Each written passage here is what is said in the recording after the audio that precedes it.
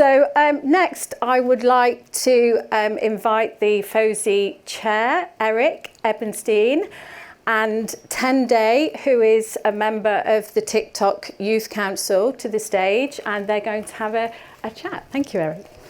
Woo. Yes, please.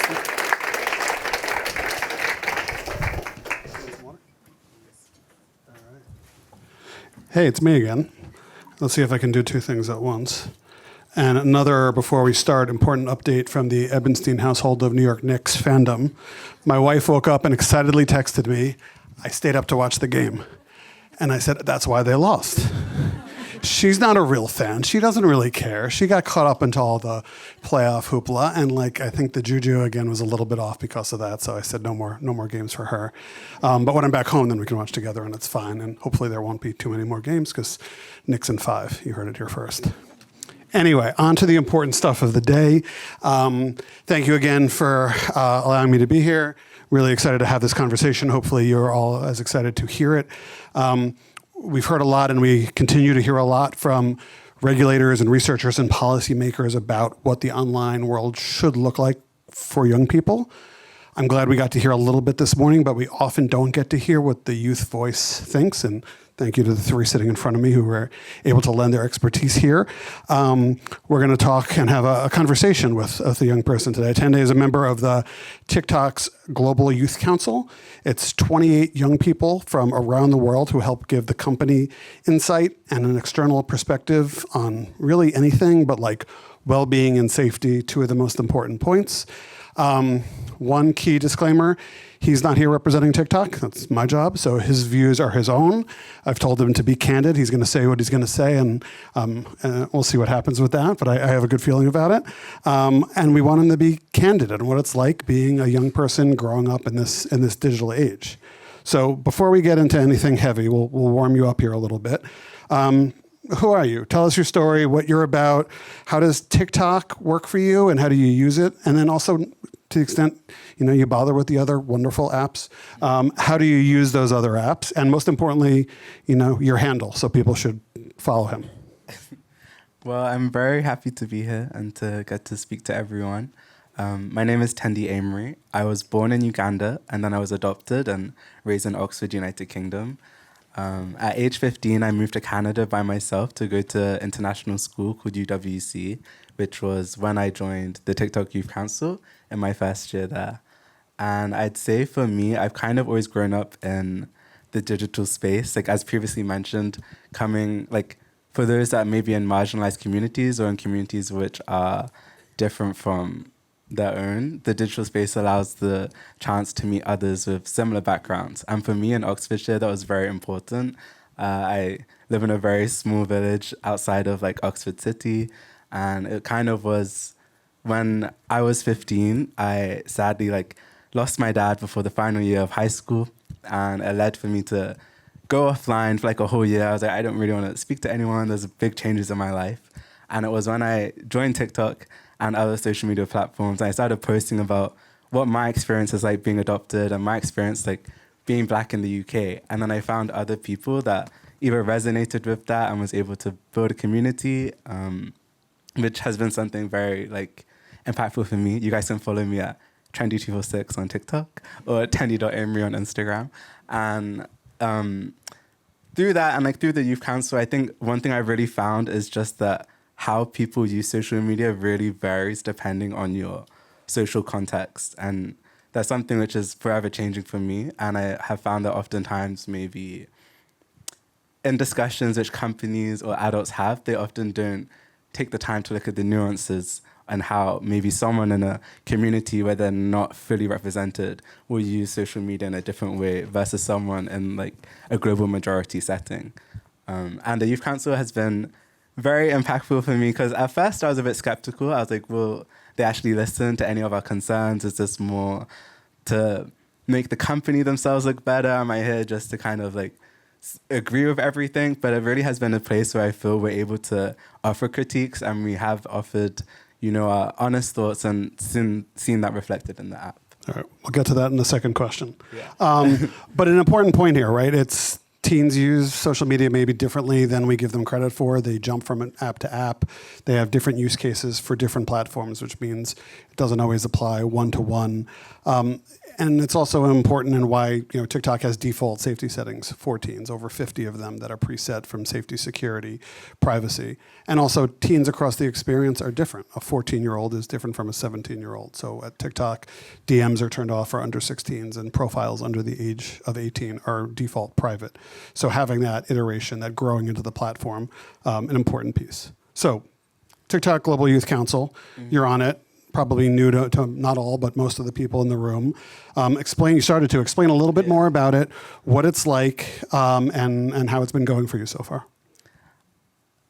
The TikTok Global Youth Council, to me, it's also been a chance to just meet other people that are interested in like policy and like other things which I share a common interest in.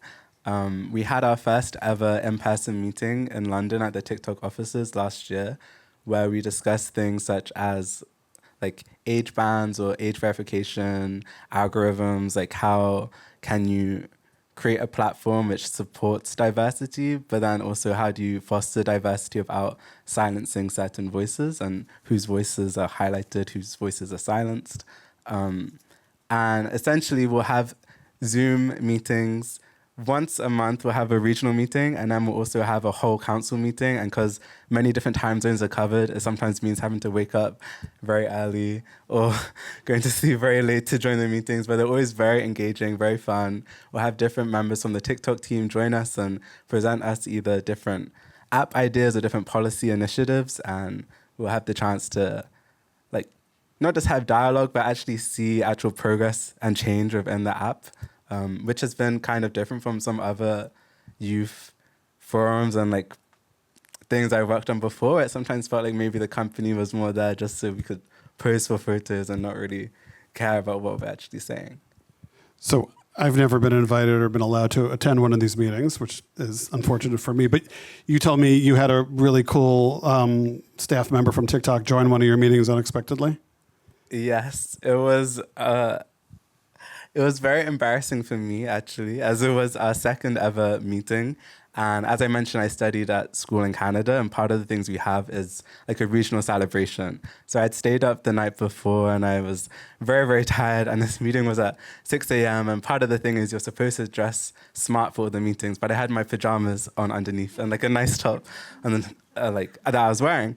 And they're like, oh, we have a special guest joining. And I was like, oh, okay, like, it'll probably just be someone I don't really know, but I'll still join. And then the CEO ended up joining, and I was like, oh, like this is interesting. I'm wearing my pajamas at 6 a.m. in the morning, and now he just faced to front of me on the screen. And then they asked me personally, do I have anything I want to interview or ask him about? And at this time, I was like, I only just woke up 10 minutes ago, and now I have to ask the CEO of TikTok a question about digital safety. And this was also the time where there was an ongoing trial in the US, and I was thinking, would it be, if I ask this question, am I going to get kicked off of the council? But I was like, I don't know when next I have the chance to be in a space with him. So I did directly ask him. I was like, do you feel a direct responsibility for ongoing mental health issues? And how do you see if algorithms are designed in a way to keep users engaged? How are we having this council and this discussion? And he answered very honestly, which I wasn't expecting. And I thought maybe my question came off a bit rude, but it's 6 a.m. I don't have time for formalities right now.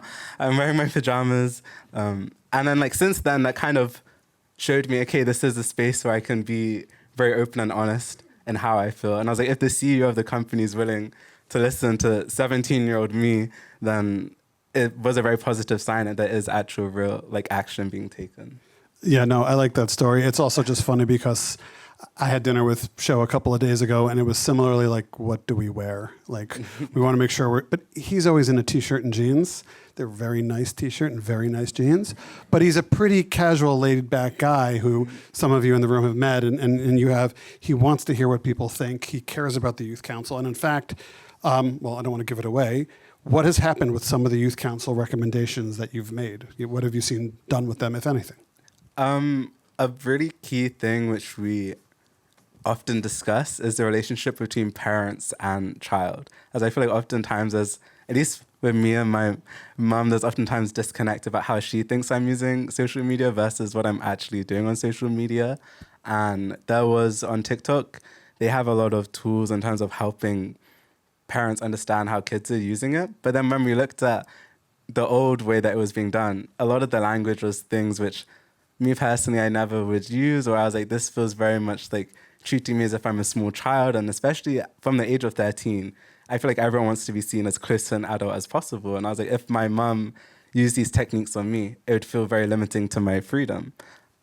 So we, as a council, had a chance to help redesign how the parent portal looks like and the help page for parents. And then we actually got credited with helping it. When you go on the website, you'll see it mentions TikTok Youth Council, which was very cool to get to show my mom. And then even on other things, such as we'll have discussions about what kind of content should be available to certain users.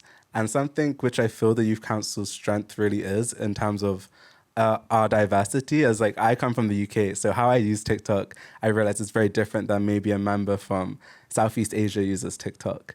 And kind of seeing and getting to hear from people and places which maybe I haven't been in, and then having that reflected back in terms of how the app differentiates in different regions. Yeah, and that's exactly why we have the Global Youth Council, right, is to get that voice and make sure people are heard. We have global advisory councils. They're also incredibly important. They're great. They're made up of professional adults from around the world who help give us their advice based on what they're seeing, what the research is saying. Incredibly impactful.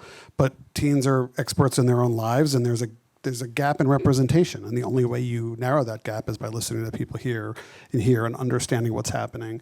Family pairing is this fantastic feature that's part of the TikTok app. Actually, FOSI was really helpful early on in bringing them under an additional NDA because the lawyers insisted and explaining, hey, we want to do this new feature. What do you think? And Stephen and the team said, this is good, maybe not this so much. Really important, but as important is hearing what Tende and his peers say, so that we have a relatively new feature within family pairing, which allows a parent to connect their account to that of their teens and then have a joint discussion about safety settings. And one of those settings, as a result of the Youth Council's work, was called time away. And that is literally a time where parents can say, or guardians, okay, no TikTok for you from this time to this time.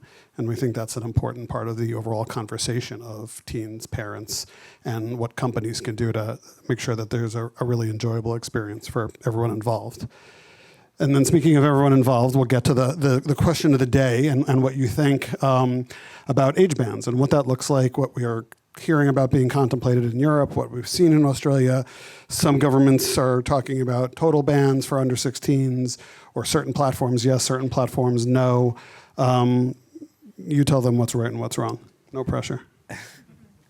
Well, for a bit of context, for the past year, I've been traveling around the world with this program called Brave Scholars. So we've gone to 7 regions, and last week I actually just graduated, so I came back from China.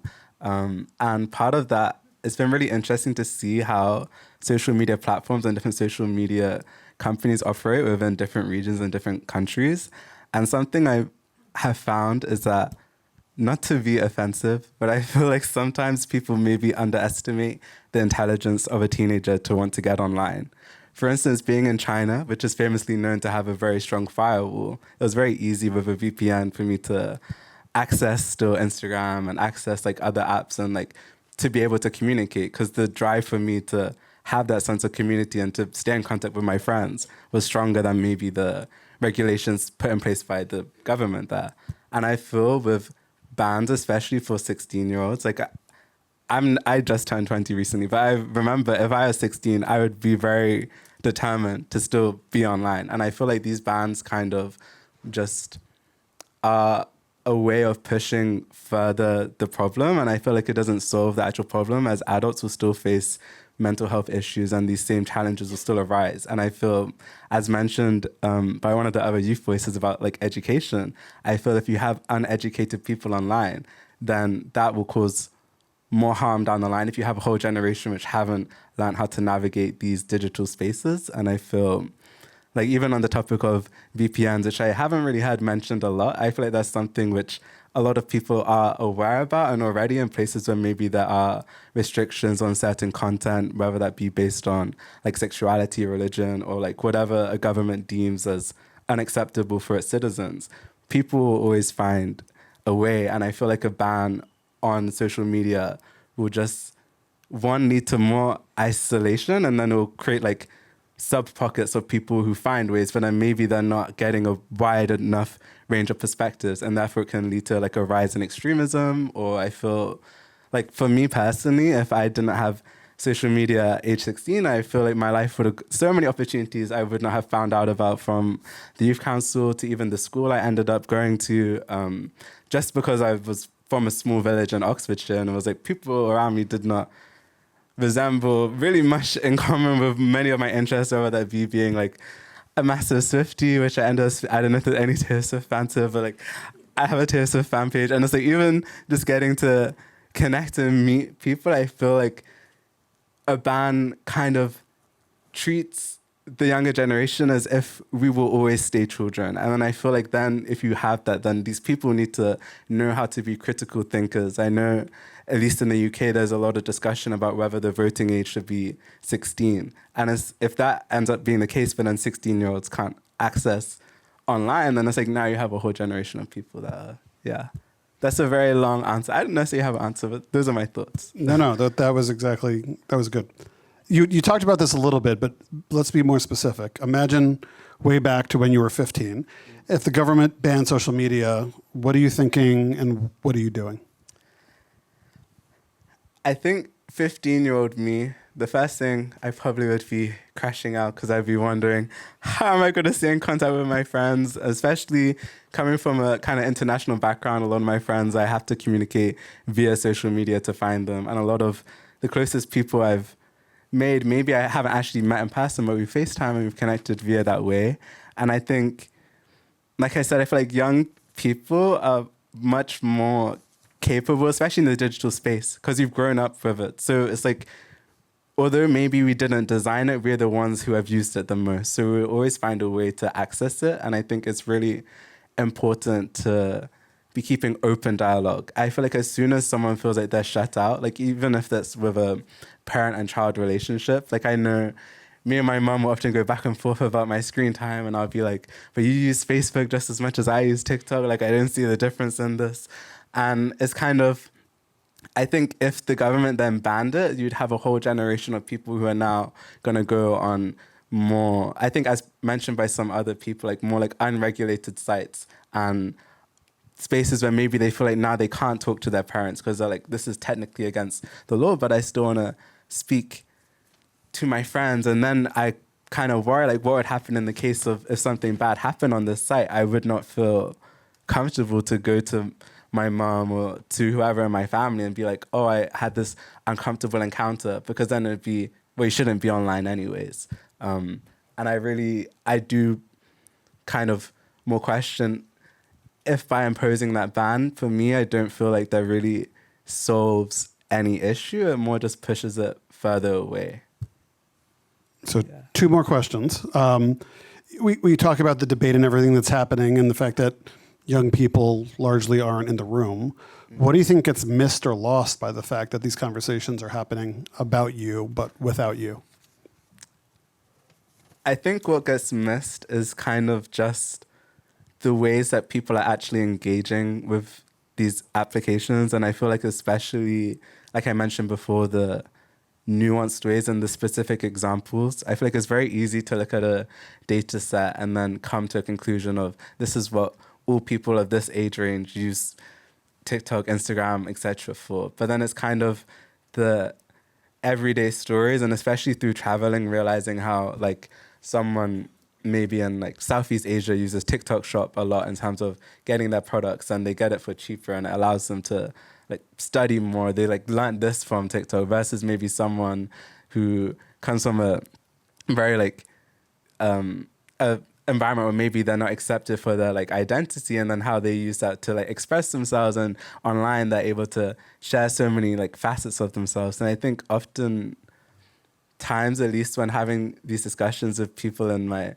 parents' generation, I often describe, for me, social media is more than seen as like a tool. Like I don't necessarily feel like it's inherently good or bad. I think oftentimes there's such a narrative that, oh, this is the issue of why people have bad mental health, is because you spend so much time looking at your screens and you're not outside. But then they're not looking at well, one, I feel there's not many spaces for young people to interact with other young people anyway. So it's like, if you take away my phone, it's not like there's much like funding for public spaces for me to go in without being told I'm causing a nuisance. And two, I feel like in those scenarios, people are not looking deeper at these issues of mental health, these issues of identity existed before social media. They'll exist with whatever comes next. And I think it's more a question for me on how do we shift culture in terms of speaking about it. And I think social media has allowed many young people to feel like they finally have an equal voice. Like even like my personal icons like Greta Thunberg, like her strike for the future was able to be possible like through like Instagram, and through me seeing that in the UK, then there was strikes in my school for climate change. And I feel like that kind of conversation and dialogue would not be possible without digital spaces. And I think it's very easy for a company to just look at users and forget to like remember that there's real people, like real people's lives are being impacted in so many different ways. All right, one last question real quick. Be direct. What's the one thought or idea you want to leave every adult with, whether they're in tech, government, or the broader sector when they leave here today? One thought.